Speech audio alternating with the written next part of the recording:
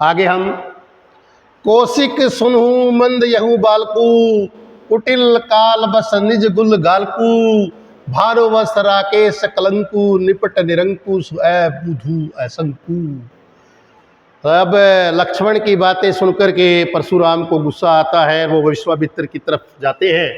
कौशिक मैंने विश्वामित्र, सुनू मैंने सुनो, मंद मैंने मूर्ख है, यहू मैंने ये बालक मैंने बालक। हे विश्वामित्र सुनो, ये बालक जो है बड़ा मूर्ख है, ये कुटिल है, काल के वश में, मौत के वश में होकर के निज मैंने अपने, कुल मैंने कुल, घाल को मैंने नष्ट कर रहा है। वह ये कुटिल है और काल के वश में होकर के अपने कुल को नष्ट कर रहा है। भानुवंश राकेश, कहता है भानुवंश यानी कि सूर्य वंशी रूपी, राकेश मैंने चंद्रमा पर, कलंकु मैंने ये कलंक है। ये लक्ष्मण सूर्यवंशी रूपी चंद्रमा पर कलंक है, निपट मैंने बिल्कुल ही निरंकुश है ये, अबुद्धू मैंने मूर्ख है ये, असंकु मैंने निडर है। ये बालक बिल्कुल ही निरंकुश, मूर्ख और निडर है। काल कबलू, कहता है काल का ग्रास, काल का भोजन कोई मैंने हो जाएगा, क्षण माई थोड़ी सी देर में। हे विश्वामित्र, ये थोड़ी सी देर में काल का ग्रास बन जाएगा। कहो मैंने कह रहा हूँ, पुकारी मैंने पुकार पुकार करके, खोरी मैंने दोष, मोही मैंने मुझे, नाही मैंने नहीं देना। मैं पुकार पुकार के कह रहा हूँ कि ये थोड़ी देर में काल का ग्रास हो जाएगा, फिर मुझे कोई दोष मत देना। तुम हटकऊ, तुम मैंने तुम, हे विश्वामित्र तुम इसे हटा लो, जो मैंने यदि चाहूँ मैंने चाहते हो, उभार मैंने इसका उद्धार चाहते हो, इसका भला चाहते हो।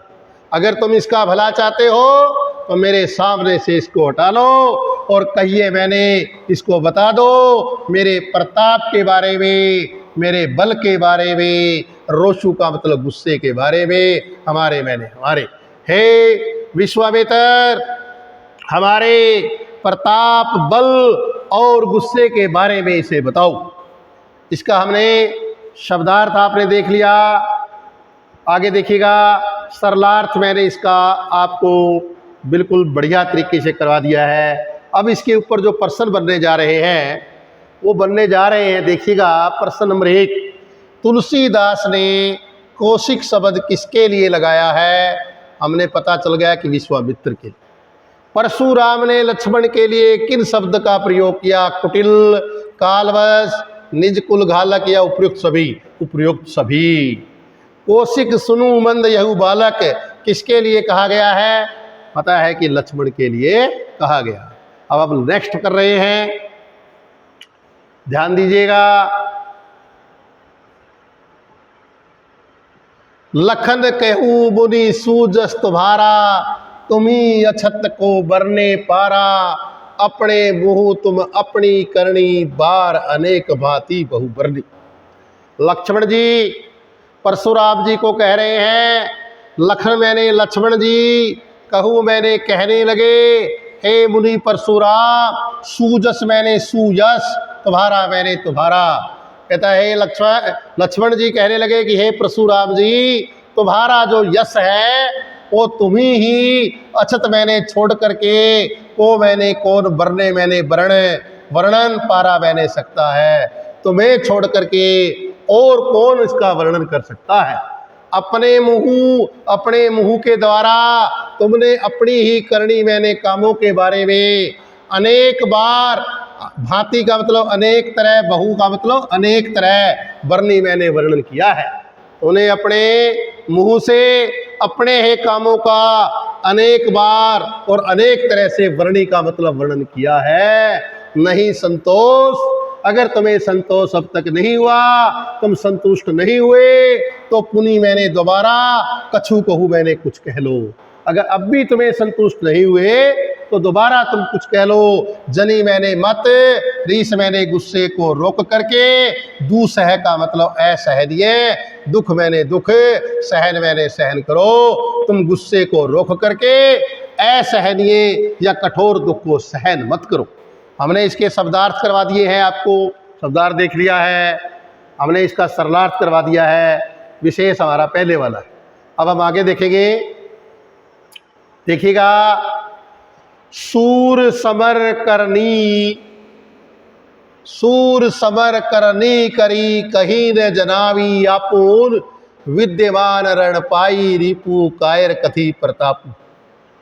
कहता है लक्ष्मण जी परशुराम जी को कह रहे हैं कि परशुराम जी, सूर मैंने सूरवीर तो, समर मैंने युद्ध में, करनी मैंने करता है, करनी का मतलब बहादुर का काम करिए मैंने करता है। सूरवीर तो युद्ध में, सूरवीर तो युद्ध में बहादुरी का कार्य करता है, कहिए कहता नहीं है, जनावी मैंने जताता नहीं है, आपुन मैंने अपने बारे में, वो अपनी शक्ति के बारे में वो दूसरों को नहीं बताता। विद्यमान का मतलब सामने, रण मैंने युद्ध में, पाई मैंने पा करके, रिपु मैंने शत्रु को। कहता है कि सामने युद्ध में, सामने शत्रु के पा करके, कायर लोग ही, कथई मैंने अपनी कथा, प्रतापु मैंने बल की, अपने बल की कथा कायर लोग ही कहते हैं। कहता है युद्ध भूमि में सामने शत्रु को पाकर के कायर लोग ही अपने बल का बखान करते हैं, अपनी शक्ति का बखान करते हैं।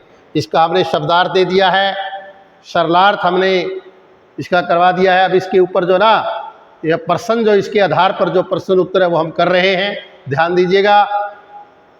सूरवीर युद्ध में क्या करते हैं? सूरवीरता का काम करते हैं। सूरवीर क्या नहीं करते? अपनी वीरता का बखान नहीं करते। रिपु का क्या अर्थ है? रिपु का अर्थ शत्रु है। कायर क्या करते हैं? शत्रु को सामने अपनी वीरता का बखान करते हैं। प्रश्न नंबर 5 है, कायर अपने प्रताप का बखान कब करते हैं? शत्रु को सामने पा करके। अब हम देखिएगा, आगे सरलार्थ कर रहे हैं, ध्यान दीजिएगा।